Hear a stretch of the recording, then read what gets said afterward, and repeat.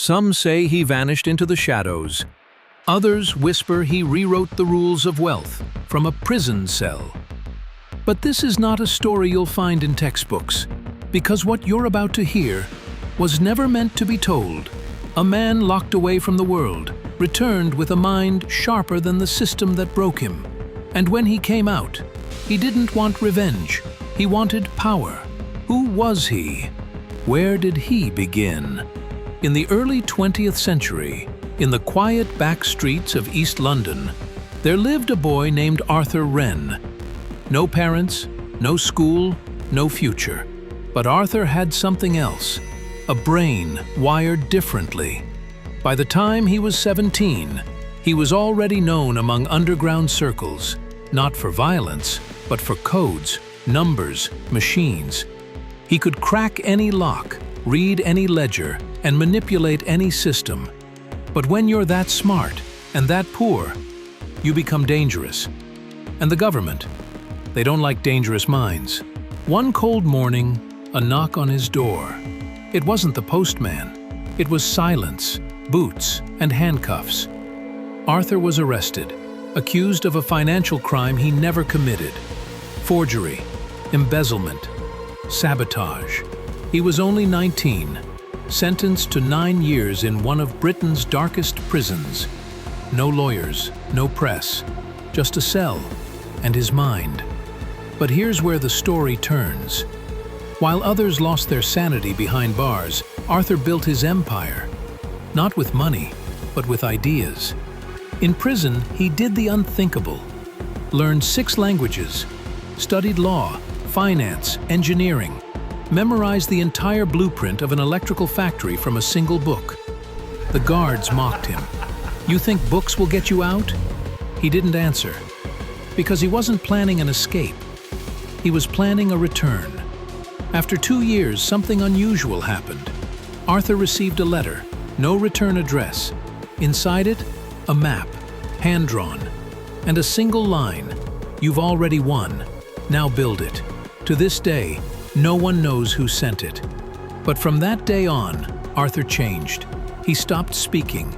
He stopped sleeping. He just calculated. For 5 more years, Arthur lived in the prison library, planning something that no one understood. When he was finally released, he didn't go home. He didn't even look back. Instead, he disappeared. For 2 years, nothing. But then, strange things started happening. A new company emerged in the industrial world, Wren Systems Limited. Nobody knew the owner, no interviews, no photographs, just a symbol, a crow with a single red eye. Within 6 months, Wren Systems had contracts across Europe, railways, power grids, secret tech for banks. By the 3rd year, governments were calling. And Arthur? Still in the shadows. Whispers grew. He built the first encrypted financial network. He owns 30% of the city's data systems. He has more reach than the Bank of England. Some claimed he never left prison. Others believed he created a digital ghost, a fake identity that runs everything for him. But in the world of money, results matter, and Arthur Wren's empire was undeniable. One day, a man appeared on the cover of a Swiss business journal. No name, no headline, just a photo of an aging face with cold gray eyes. Insiders knew. It was him. And the headline inside? "The billionaire you were never meant to know." Reporters tried to dig, but there was nothing. No school records, no family, no addresses.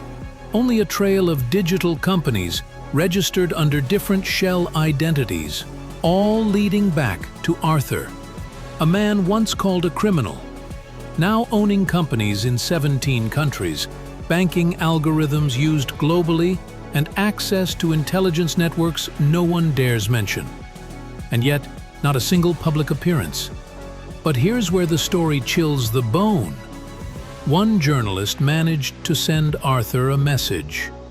"What do you want now, after all this power?" His reply? "Nothing. I already built the world I want. Now, I'm just watching. And since then, silence. His companies still run. Money still flows. But Arthur Wren is nowhere.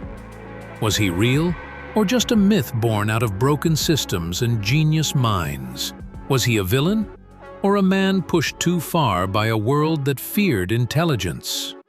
What we know is simple. He was caged, he learned, he returned, and he ruled. Some say he's dead. Others believe he is alive, and one say he will came out. Subscribe for more billionaire breakdowns, where fortunes rise and fall.